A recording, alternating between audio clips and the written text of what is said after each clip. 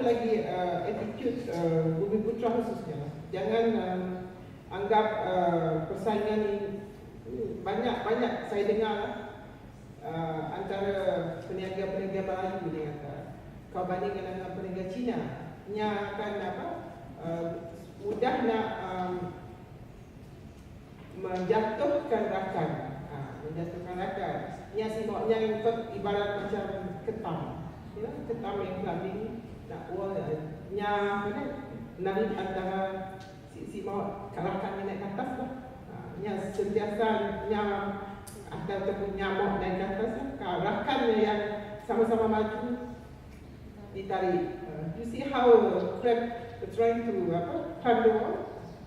Seolah macam ni lah. Jadi itu yang bukan disarankan oleh agama kita. Kita harus membantu. Sebab inilah arti melalui ABS ini, saya rasa satu peluang yang panas lah. Ini cabaran dan jadi harus kita pegang dan kita harus kongsi. Kalau kita berpegang dengan apa yang disarankan oleh yang dilakukan oleh Nabi Muhammad SAW dalam perniagaannya, kita insya-Allah akan melandaskan kepada jalan yang benar. Dan kalau tabiat tidak style trend ataupun cara tidak Cina yang kita nanggap aja lah, mungkin sebagian kita sih tahu. Tapi nampak macam ni yang akan kongsi dengan perniagaannya, yang si tahu rakannya sama dia berjual. Ada cerita yesterday I was with the UITM student. Kita ada they call it seminar bersama-sama dengan dianjurkan oleh pihak SME Corp bersama UITM, Masmed, untuk mendedahkan para graduan yang bakal keluar nanti, graduate, untuk mencuba diri dalam urus niaga. Jadi macam mana dia nak mencuba diri dan tips sharing of success story bersama dengan para usahawan yang berjaya dengan para usahawan. Jadi ini another platform yang kita boleh capture selain daripada mereka yang dah memang dalam business atau dalam perniagaan. It's better for us to open to those yang baru nak mula macam student. Sebab sekarang ni banyak juga insentif dan juga dana yang disediakan oleh pihak kerajaan daripada Jabatan Perdana Menteri ataupun lain agensi yang boleh membantu dalam untuk memulakan modal. Tetapi saya rasa ada baiknya seperti amalan yang disarankan oleh ABS, you have to start with your own capital. Betul tak? You have to start with your own, walaupun kecil. Dengan orang kata kalau dia berjaya, saya bermula dengan hanya RM500. You pernah tak dengar kalau orang yang berjaya ni berkongsi macam mana dia berjaya sampai ke tahap tu? Saya bermula dengan hanya RM500. Ada yang kata Hamid dengan RM200-300.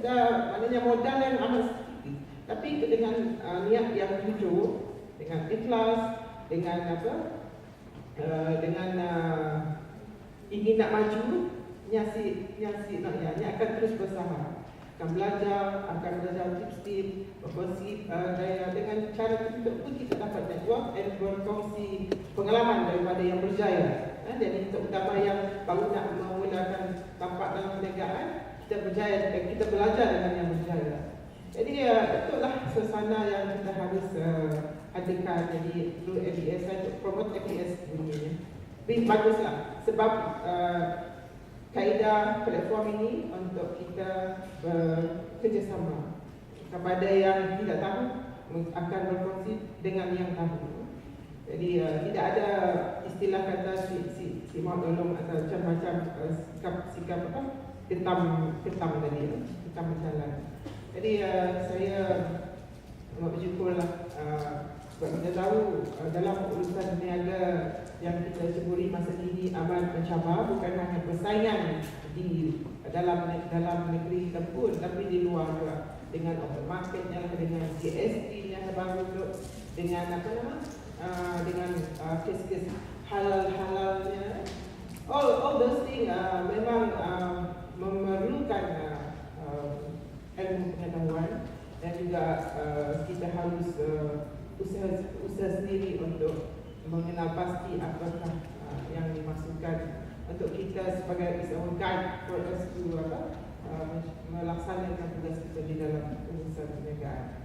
Sebab kalau nak cerita halal tu banyak kan, dari segi bukan hanya halal dari segi makan saja, it's all those things yang daripada pengurusan keuangan kita dalam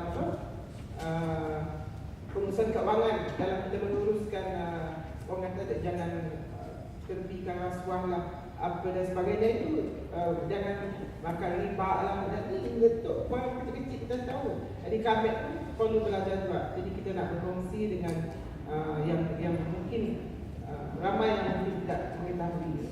Sebab masing-masing daripada bidang yang berbagai, dari background family yang berbagai, dari sekolah yang berbagai, dan daripada institusi pengajian dulu yang berbagai juga. Jadi kita harus berdepan dengan sesuatu yang bukannya baru, tetapi penemuan-penemuan macam ni kita harus mengetahui dan mempelajarinya as guidance dalam kita melaksanakan tugas. Sebab contohnya dalam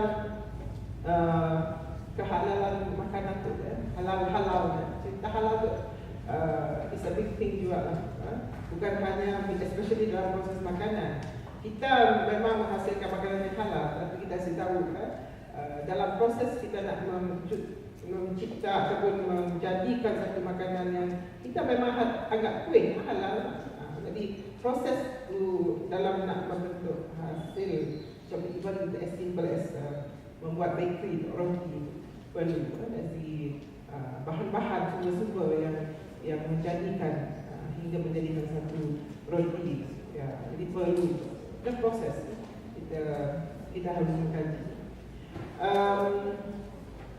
Cerita GST juga yang baru mungkin Wan Ramina boleh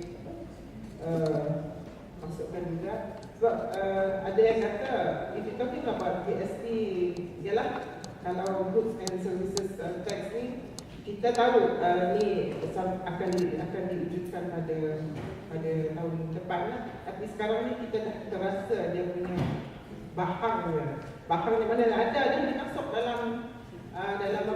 dalam kos yang kita bayar as pengguna. So dia ada advisor, kadang-kadang kita yang terasa kalau layman daripada orang kampung ada kita orang Rwanda hanya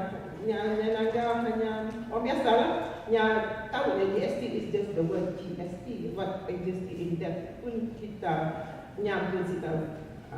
Jadi dengan orang kata GST dia pun GST. Sebenarnya yang nanggap mereka dia nanya. Yang nanggap air kena takut lain, kena sekarang tok dah dia cakap Sarawak.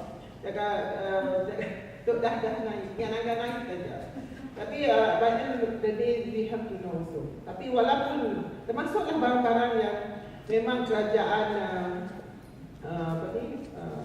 yang kontrol, bisa control items pada government like beras, gula, control items atau minyak masak. Tapi minyak masak ataupun berasnya kan datang daripada kebun terus ke kedai lah. So in the process of packaging, transportation, semuanya termasuk incur cost dalam kita nak hasilkan 5 gram beras atau 10 gram of beras. Jadi maknanya dah ada GST walaupun dalam bentuk item. Maksudnya ada unsur-unsurnya, transportation kena tax.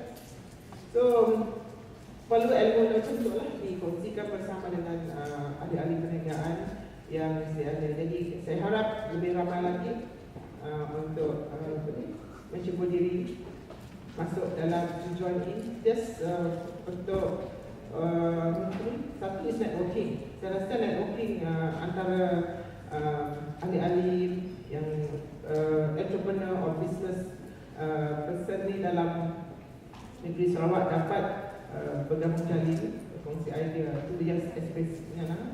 Dan kita boleh join in apa-apa aktiviti dan program yang akan dianjurkan oleh pihak BS. Jadi kami di pihak unit pembangunan usahawan negeri Putra di Bahasa Malaysia juga sentiasa mengalu-alukan platform macam ini sebab ini satu usaha untuk kebaikan bersama. dan kita akan sokong apa yang baik untuk kebaikan anda semua.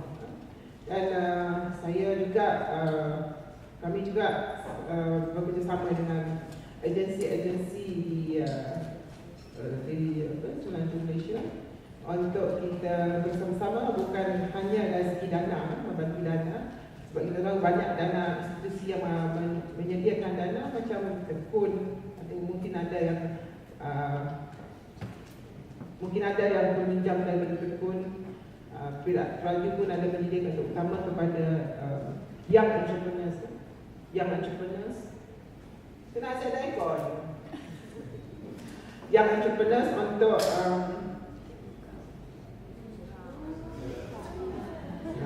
nampak ilmu lah. So dana daripada tekun, daripada kalau daripada yang ibu tunggal, pada yang low income tu, ada juga dana yang disediakan, contohnya yang Malaysia, I think many of you have heard of this. Dan ramai peminjamnya ada daripada kalangan wanita, sebab ketika yang jumlah yang dipinjam itu di microcredit, tapi yang berasal ekonomi.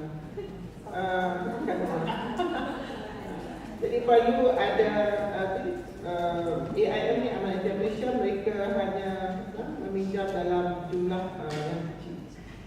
Dan ada juga usaha sama antara SME Corp nanti. Kita boleh juga bring in SME Corp ataupun agensi-agensi di bawahnya seperti SME Bank. Banyak datang ke unit pemenang usahawan, sebab dia tahu this is agensi yang nak mengenali macam mana nak membantu. Bank lah selalunya akan memberi loan, tapi tahulah how bank process the loan untuk membuat pinjaman. Bank lain, pihak institusi keuangan di pihak kerjaan yang lain lah, macam Raju, Tekun dan sebagainya. Jadi peluang-peluang ini adalah terbuka untuk saudara perempuan untuk memulakan perniagaan, membuat pinjaman. Tapi it's up to you, Ia banyak, so you have to really study and the source, sumber-sumber daripada institusi ini, sumber keuangan terutamanya, untuk kita nak memulakan. Dan adalah baiknya tadi pada saya lah, kalau kita nak memula perniagaan, it has to start from your own. So daripada, sebab dia yang memula daripada kita sendiri, bukan hanya daripada kemahiran yang ada, tetapi dari segi modalnya juga. So you have to try and error, cuba untuk kita dapat menghasilkan satu produk. Walaupun dalam membuat roti ataupun membuat kuih. Sebab kita tahu ramai macam Puan Mariam dah berjaya sebab produknya dah dikenal, kek lapis Sarawak. Sebab banyak juga kek lapis Sarawak. So we are trying to get, kalau dah banyak producer of kek lapis Sarawak, kita cuba nak menghasilkan sesuatu yang mungkin kadang-kadang kita rasa kita buat sesuatu yang kita rasa kita boleh buat, dan kita fikir orang suka dengan produk yang kita ada sehingga bila. Tapi kita lupa, sebab kita juga harus mengkaji dan meneliti. Maknanya kita harus kenal pasti your customer. Sebab customer ni dia ada preference of taste. Dia berbeza-beza dari masa ke semasa. Begitu juga dengan orang luar. Mungkin orang Sarawak suka nak kala-kala, orang luar ni suka. Dan I know ada pengusaha dari Melaka dapat ekspor kek lapis,